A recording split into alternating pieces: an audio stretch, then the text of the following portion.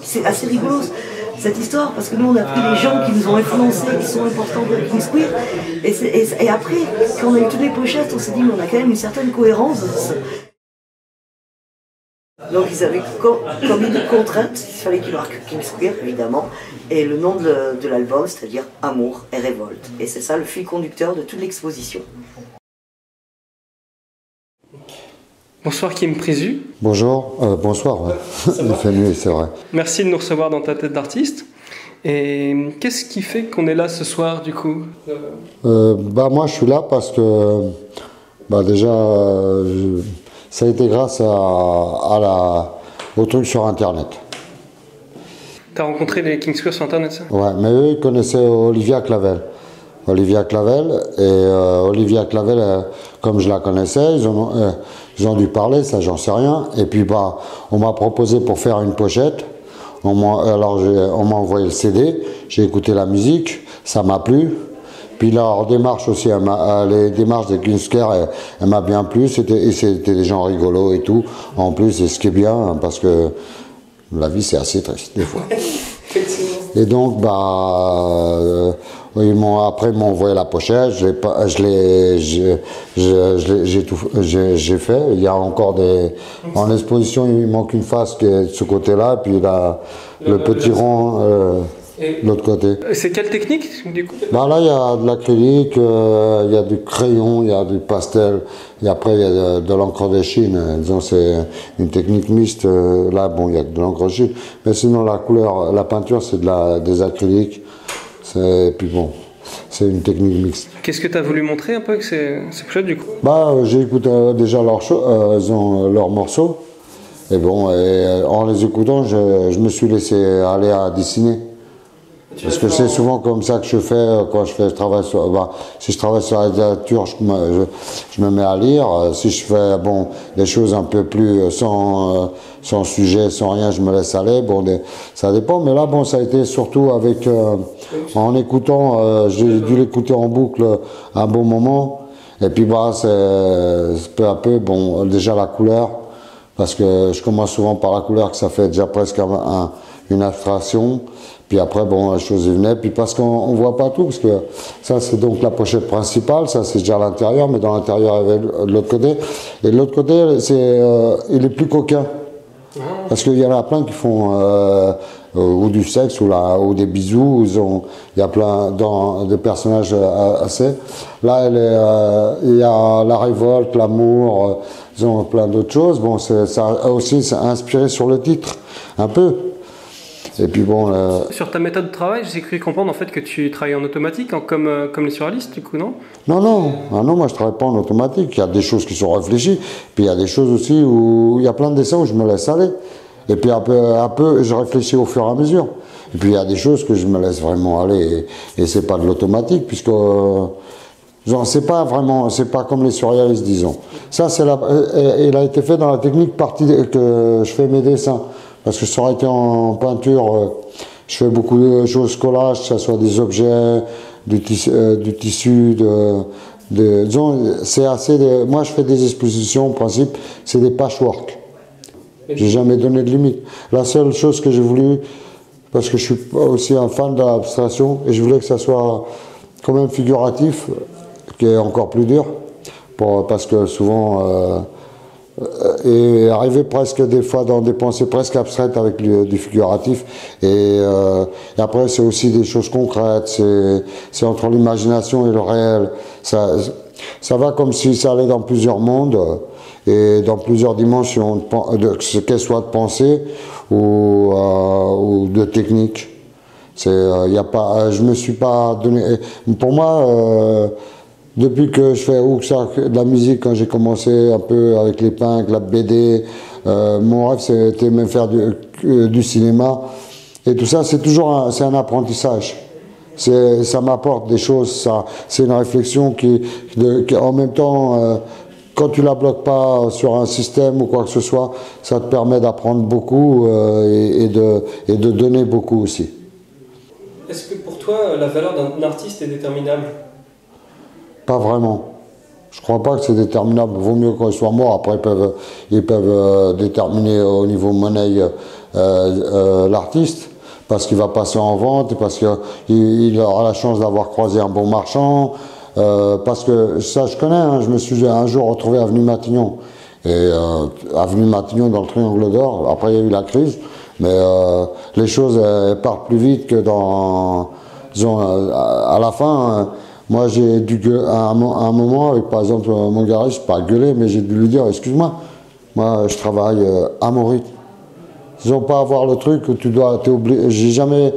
J'ai toujours fait pour pas être dans un truc où je suis obligé de faire, de travailler et de faire ce qu'ils veulent. On n'est pas à l'usine. Je suis pas à l'usine parce que pour aller à l'usine, je viens d'un milieu ouvrier, donc disons paysan ouvrier, donc j'aurais pu aller à l'usine et avoir un boulot normal. Mais bon, mais après, naturellement, je travaille beaucoup. Mais c'est naturel. Mais je peux pas me sentir obligé de faire ça pour le vendre. Je vais faire, après, comme tout le monde, comme je dis toujours, les artistes, on ne vit pas d'amour et d'eau fraîche. Moi, j'aimerais bien d'ailleurs, d'amour surtout. Mais bon, donc il faut quand même que quelques-uns soient achetés. Mais la valeur, c'est un truc compliqué. C'est assez compliqué. Bon, une valeur marchande, ça ne veut pas tout dire. Ça ne veut pas dire c'est la valeur qualitative ou et puis bon, avec l'art et surtout cette génération dans laquelle c'est aussi c'est notre truc propre, c'est assez singulier. C'est aussi c'est un mélange entre la BD, la rue et en plus à exposer. On a commencé dans la rue. Moi, j'ai commencé au pochoir. J'avais des trucs d'atelier. Mais après, il y a eu la rue, et puis il y a collé des originaux dans la rue. Et donc, c'est la rue qui t'amène à la galerie. Mais bon, la rue, c'est la plus belle galerie. Parce que la rue, tout le monde peut voir, même celui-là qui rentre pas dans une galerie, même celui-là qui n'aime pas l'art, et tout, il peut voir, il peut protester, il peut dire du bien. Tu vois, je trouve que... Après, moi, je trouve que l'art... ça ne devrait pas déjà être vraiment une spéculation. Au lieu de donner parfois des sommes extraordinaires à certains qui sont vivants, ça serait mieux que plus de personnes puissent travailler aussi. Meilleure distribution. Meilleure distribution, mais ça c'est partout. Hein. C'est partout. D'accord. Et pour Proudhon, le philosophe socialiste du XIXe siècle, l'art est la représentation idéaliste de la nature et de nous-mêmes en vue d'un perfectionnement physique et moral de notre espèce. Pour moi, l'art, c'est ça veut dire le mental, le concret, l'âme, le cœur, ça veut dire la passion, qui n'est pas toujours visible, et puis le manuel. Et donc, ça veut dire que tu seras un intello, un spirituel et un manuel. Et le corps, et moi j'aime bien, je trouve qu'une œuvre d'art faite par la main de l'artiste, il y a toujours, au moins il y a l'émotion du moment. Parce je peins déjà depuis longtemps, je sais que si je suis triste, ou même si j'essaie de cacher, il y a, par des cours que j'ai donnés avec mes œuvres et tout ça, et j'ai vu que les gens des fois ils trouvent des choses que moi, je voulais pas vraiment leur montrer, mais elles y étaient, parce que c'est le moment. Donc il y aura toujours ma patte, il y aura toujours de l'instant, même si c'est un sujet, si c'est un sujet imposé ou quoi que ce soit, mais dans la finalité, il y aura toujours la patte du moment. Il y a des toiles, des fois le moment il est coincé, et ça se sent sur la toile. Et tout ça, c'est ce qui est intéressant. Déjà, c'est ce qui me fait, c'est ce qui m'a fait venir jusqu'à ici, disons. Ici, c'est parce que ça fait des années. Et être artiste plasticien, c'est pas tous les jours facile. C'est pas tous les jours facile parce qu'on est comme tous les autres êtres humains, citoyens, si on veut. On paye des impôts, on mange, on doit habiter quelque part, on doit se déplacer. Et pour ça, il faut ce qu'on appelle le côté monnaie. Mais bon, mais c'est pas ce côté-là le plus intéressant. Ce qui fait tenir, c'est toute cette découverte de soi et du reste. Et après, je crois que tous on peut être bon, mais il faut qu'on y croit et qu'on fasse ça avec quelque chose, pas pour après faire le plus gros prix en salle de vente. Ça, c'est secondaire. Disons, c'est secondaire. L'important, c'est, par exemple, encore un exemple, j'ai pas le mur de Berlin. Et je suis arrivé la deuxième fois parce qu'ils m'ont invité en 1990 pour refaire. Mais c'était pour faire la peinture qui avait déjà été faite, qui était faite en 1990. Et j'aurais dit, vous savez, mon émotion elle a changé. Le mur n'est plus pareil, ce qu'il y a derrière n'est plus pareil, ce que je ressens c'est plus pareil. Donc, moi je vais travailler à partir de certaines choses, mais qu'en souvenir. Parce qu'il y avait des gens, ils arrivaient, ils projetaient leur image, ils les refaisaient à l'identique. Bon, c'est jamais vraiment à l'identique, le coup de pinceau, bon, mais à l'identique. Et hop, ils me disaient, mais le contrat, c'est pour faire la même œuvre. Sinon, tu risques de ne pas être payé. Et moi, en plus, j'avais besoin des sous.